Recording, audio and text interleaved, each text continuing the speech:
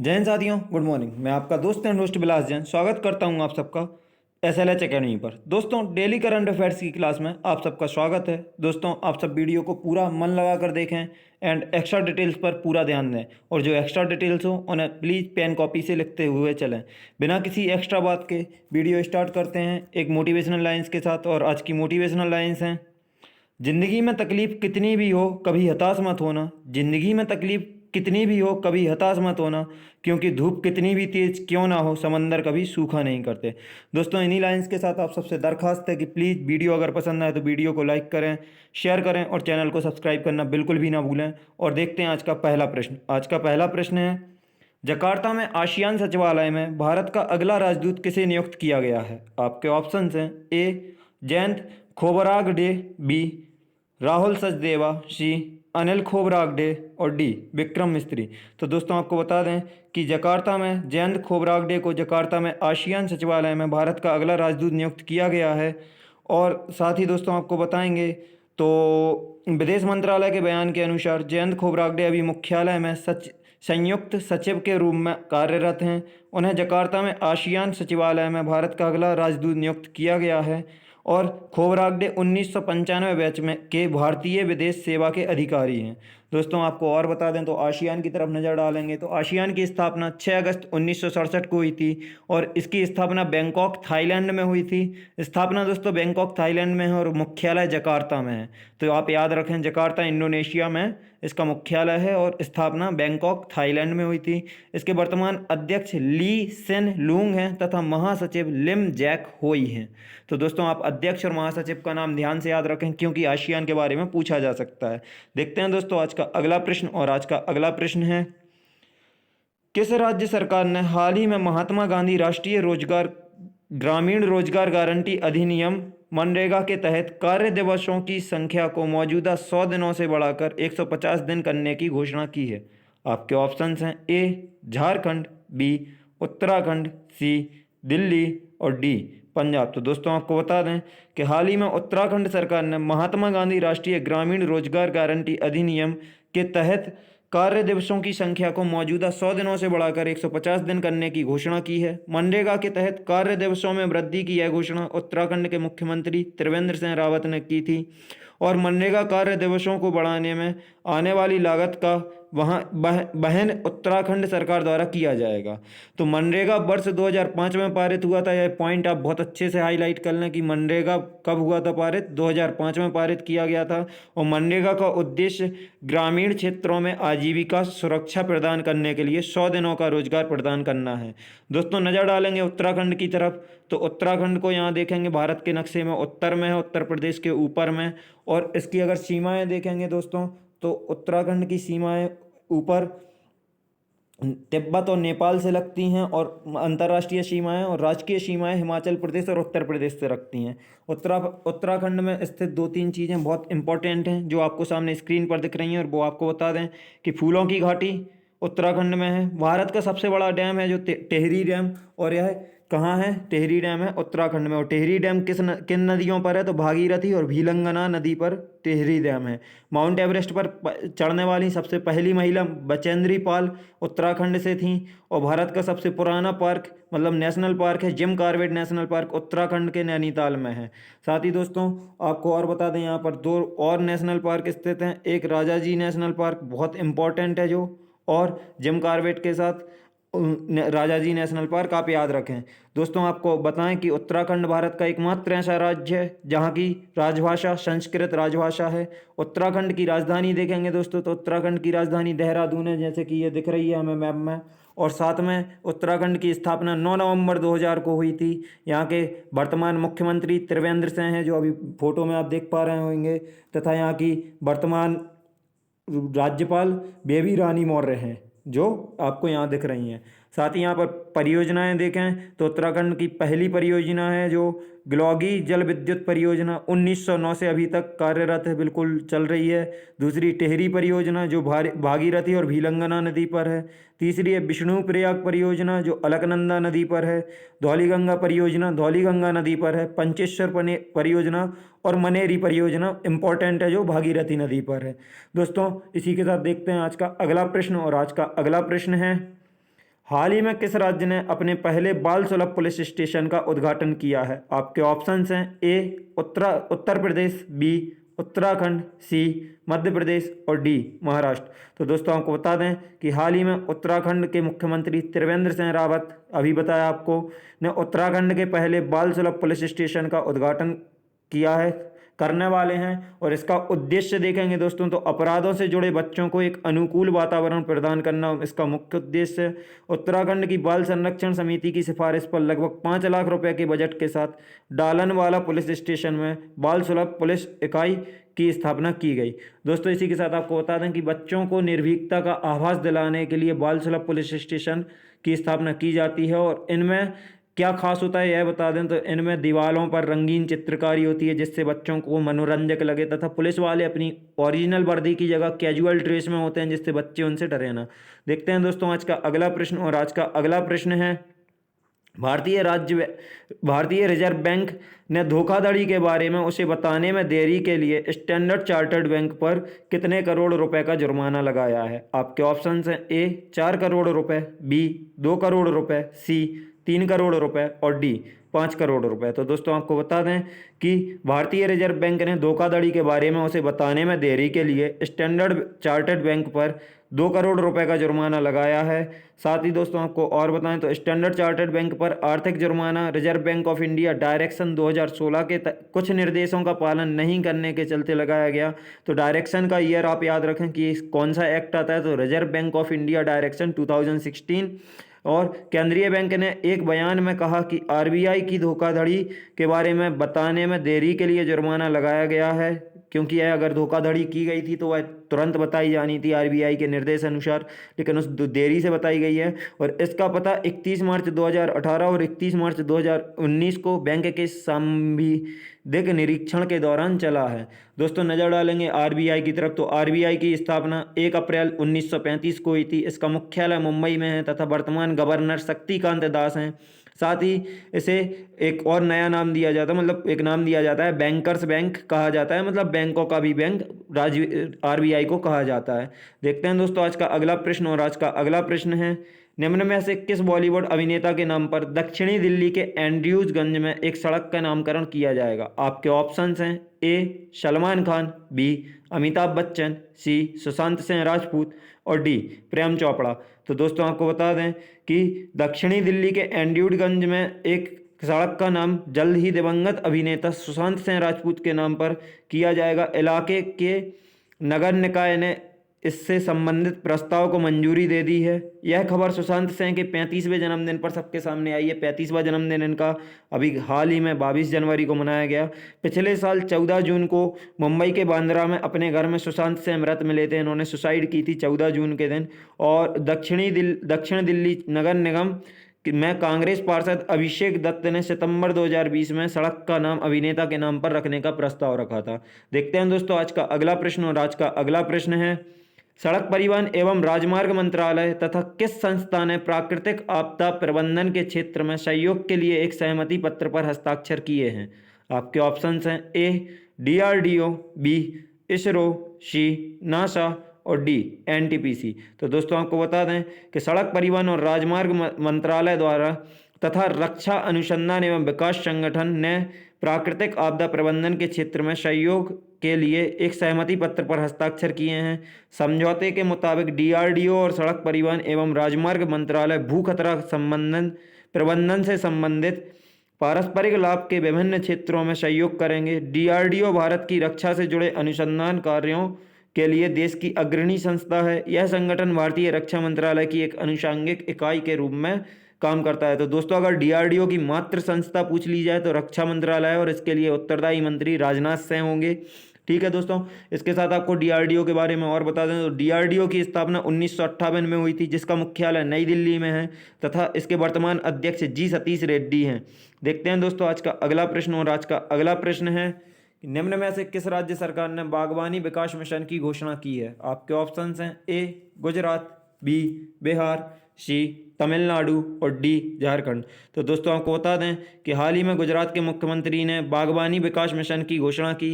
इसे बागायत विकास मिशन भी कहा जा सकता है। इस मिशन का मुख्य उद्देश्य बागवानी और औषधीय खेती में शामिल किसानों की आय को दोगुना करना है। इस मिशन के तहत औषधीय और बागवानी फसलों की खेती के लिए गुजरात राज्य सरकार की बेकार पड़ी भूमि को 30 साल के पट्टे पर प्रदान किया जाएगा। दोस्तों नज़र डालेंगे गुजरात की तरफ अब साथ में हम दोस्तों, तो गुजरात पश्चिमी छोर पर स्थित एक राज्य है और यहाँ पर देख सकते हैं कि इसकी मतलब कच्छ की खाड़ी गए हैं इधर पे और अरब सागर से इसकी सीमाएं मिलती हैं। इसके उत्तर में राजस्थान है, इधर मध्य प्रदेश और महाराष्ट्र से भी यह सीमा साझा करता है। और दोस्तों नज़र डालेंगे गुजरात की तरफ और, तो गुजरात का समुद्र तट कुल 1600 मीटर लंबा है, जो भारत के किसी भी राज्य के समुद्र तट से सीमा से अधिक है। मतलब सबसे ज़्यादा तट रेखा वाला राज्य कौन सा है? गुजरात राज्य है। और यहाँ पर ब्रिटिश ईस्ट इंडिया कंपनी ने पहला कारखाना गुजरात राज्य के सूरत शहर में स्थापित किया था।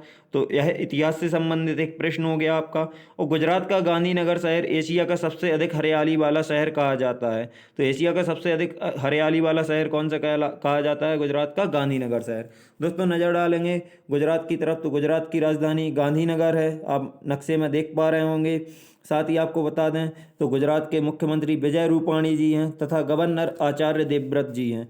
दोस्तों साथ ही आपको बता दें, अभी जैसे बताया, सबसे लंबी तटरेखा वाला राज्य गुजरात है और यह कपास तथा मूंगफली का सबसे बड़ा उत्पादक राज्य है तथा तंबाकू में दूसरे नंबर पर यह उत्पादन में है।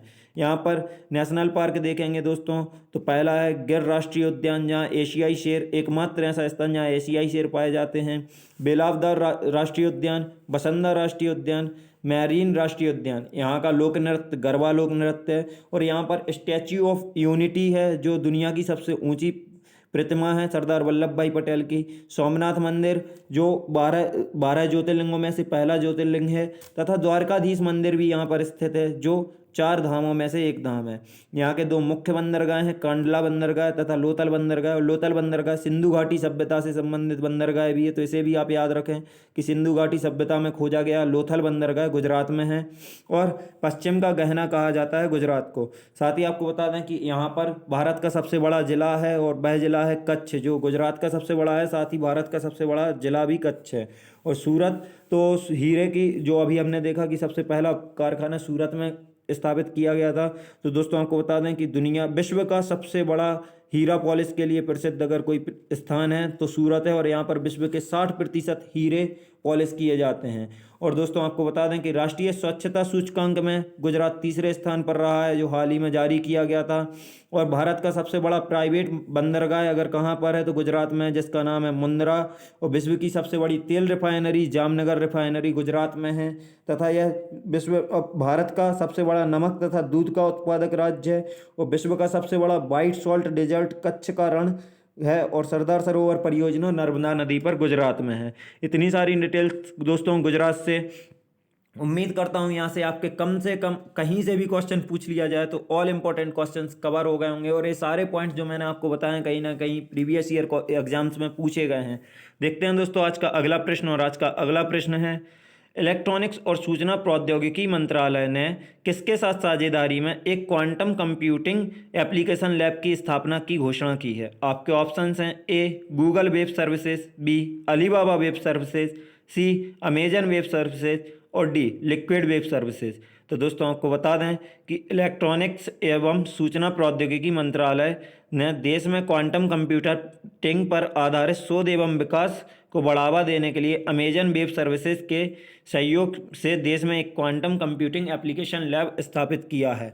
दोस्तों आपको और बता दें इसके बारे में, इलेक्ट्रॉनिक्स और सूचना प्रौद्योगिकी मंत्रालय, तो इसके लिए कैबिनेट मंत्री जो उत्तरदायी हैं रविशंकर प्रसाद हैं तथा राज्य मंत्री इसके संजय शामराव धोत्रे हैं। और AWS के बारे में बताएंगे दोस्तों, अमेजन वेब सर्विसेज के बारे में, तो इसके CEO एंडी जेसी हैं तथा इसकी शुरुआत कब हुई थी? तो मार्च 2006 में इसकी शुरुआत हुई थी अमेजन वेब सर्विसेज की। दोनों पॉइंट आप याद रखें ध्यान से कि इसके वर्तमान CEO एंडी जेसी हैं।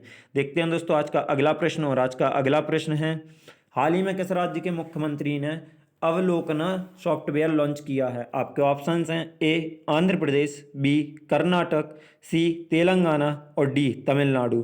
तो दोस्तों आपको बता दें कि हाल ही में कर्नाटक के मुख्यमंत्री ने अवलोकन सॉफ्टवेयर को लॉन्च किया है। और दोस्तों आपको बता दें इसके बारे में और एक्स्ट्रा में, तो कर्नाटक को हम देखेंगे सबसे पहले भारत के नक्शे पर। तो यह भारत के नक्शे पर हम देख पा रहे हैं कर्नाटक। इसकी सीमा अगर देखेंगे तो गोवा, महाराष्ट्र, तेलंगाना, आंध्र प्रदेश, केरल, तमिलनाडु से तटीय स्थलीय सीमा तथा तटीय सीमा अरब सागर से मिलती है। और दोस्तों आपको बता दें कर्नाटक की राजधानी बेंगलुरु है और इसकी स्थापना 1 नवंबर 1956 को हुई थी। बेंगलुरु को आईटी सेक्टर के हब के रूप में जाना जाता है और silicon valley of the India कहा जाता है। दोस्तों कर्नाटक के मुख्यमंत्री BS येदियुरप्पा तथा राज्यपाल वजुभाई वाला हैं। और अभी आपको इसकी बताई दी तो प्रमुख नदियाँ देखेंगे दोस्तों कर्नाटक की, तो प्रमुख नदियाँ कावेरी, तुंगभद्रा, कृष्णा, मलयप्रभा, शरावती हैं। और यहाँ पर वन्यजीव अभ्यारण्य 12 वन्यजीव अभ्यारण्य हैं, मतलब बायोस्फीयर रिजर्व हैं। और तथा कर्नाटक के अगर राष्ट्रीय उद्यान देखेंगे तो बन्नेरघट्टा राष्ट्रीय उद्यान जो बेंगलोर में स्थित है, बांदीपुर राष्ट्रीय उद्यान दोस्तों ध्यान से लिख लें, पूछा जा चुका है, कर्नाटक में है। नागरहोल राष्ट्रीय उद्यान कर्नाटक में है, इसे भी याद रखें।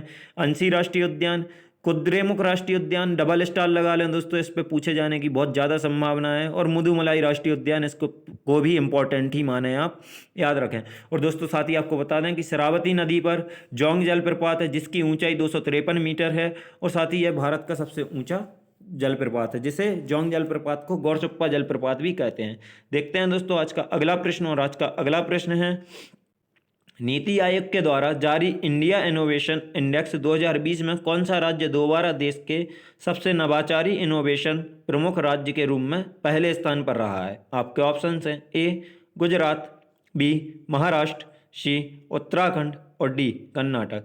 तो दोस्तों आपको बता दें कि नीति आयोग द्वारा जारी दूसरे नवाचार सूचकांक में कर्नाटक, महाराष्ट्र, तमिलनाडु, तेलंगाना और केरल को शीर्ष 5 राज्यों में स्थान मिला है। इसका मतलब है कि नीति आयोग ने जो इंडिया इनोवेशन इंडेक्स 2020 जारी किया है उसमें कर्नाटक सबसे ज़्यादा नवाचारी इनोवेटिव प्रमुख राज्य के रूप में पहले स्थान पर रहा है। दोस्तों इसके आयोग के नीति आयोग के उपाध्यक्ष राजीव कुमार हैं तथा CEO अमिताभ कांत हैं जिन्होंने यह सूचकांक जारी किया है। और यह सूचकांक ग्लोबल इनोवेशन इंडेक्स की तर्ज पर विकसित किया गया है। दोस्तों साथ ही आपको बता दें इस पर स्टार आप ध्यान से लगा लें क्योंकि इंडेक्स से बहुत ज़्यादा क्वेश्चंस पूछे जाते हैं। तो सबसे फर्स्ट पर रहा है कर्नाटक, दूसरे पर रहा है महाराष्ट्र, तीसरे पर तमिलनाडु, चौथे पर तेलंगाना और पांचवें पर केरल। देखते हैं दोस्तों आज का अगला प्रश्न, और आज का अगला प्रश्न है ये कर्नाटक को हम देख सकते हैं यहाँ पर, और कर्नाटक के बारे में आपको अभी पूरी डिटेल्स बता चुका हूँ। और अगले प्रश्न पर चलते हैं। तो हाल ही में अंडमान और निकोबार कमांड ने किस नाम से संयुक्त सैन्य अभ्यास किया? आपके ऑप्शंस हैं ए कवच, बी रक्षक, सी शक्ति और डी गरुण। तो दोस्तों आपको बता दें कि हाल ही में अंडमान और निकोबार कमांड ने कवच नाम से सैन्य अभ्यास किया। संयुक्त सैन्य अभ्यास कवच में भारतीय नौसेना, भारतीय थल सेना, भारतीय वायुसेना और भारतीय तटरक्षक शामिल होंगे। भारतीय सेना अंडमान सागर और बंगाल की खाड़ी में बड़े पैमाने पर संयुक्त सैन्य अभ्यास कवच आयोजित करेगी। तो दोस्तों याद रखें कि यह कहाँ आयोजित करेगी, तो अंडमान सागर और बंगाल की खाड़ी में। और इसमें शामिल कौन कौन होंगे, तो भारतीय नौसेना, भारतीय थल सेना, भारतीय वायुसेना और भारतीय तटरक्षक। दोस्तों आपको और बता दें कि कवच अभ्यास के साथ खुफिया निगरानी टोही अभ्यास ISR अभ्यास भी आयोजित किया जाएगा। इसको भी आप याद रखें। और यह कहाँ किया जाएगा, इसी कवच के साथ अंडमान और निकोबार कमांड के बीच किया जाएगा। दोस्तों इसी के साथ हमने अब चारों सेनाओं के नाम आए हैं तो इन पर नज़र डालेंगे। तो सबसे पहले वायुसेना। तो वायुसेना की स्थापना 8 अक्टूबर 1932 को हुई थी जिसका मुख्यालय नई दिल्ली में है तथा इसके अभी प्रमुख air chief marshal Rakesh Singh Bhadauria हैं। तो इसके प्रमुख की पोस्ट क्या होती है, एयर चीफ मार्शल, और कौन है, राकेश सिंह भदौरिया। दूसरे देखेंगे थल सेना की तरफ। तो दोस्तों थल सेना की स्थापना 1 अप्रैल 1895 को हुई थी। इसका भी मुख्यालय नई दिल्ली में है तथा इसके प्रमुख जनरल मनोज मुकुंद नरवणे जी हैं। और तीसरा ऑप्शन है नौसेना। तो नौसेना की तरफ नज़र डालेंगे तो इसकी स्थापना 1612 ईस्वी में हुई थी। इसके मुख्यालय नई दिल्ली में है और इसके प्रमुख एडमिरल करमबीर सिंह हैं। और आखिरी बचा है तटरक्षक, भारतीय तटरक्षक। तो यह होता है इंडियन कोस्ट गार्ड। इसकी स्थापना 1978 में हुई थी। इसका भी मुख्यालय नई दिल्ली में है तथा इसके प्रमुख को डायरेक्टर जनरल कहा जाता है। इसके डायरेक्टर जनरल हैं कृष्ण स्वामी नटराजन।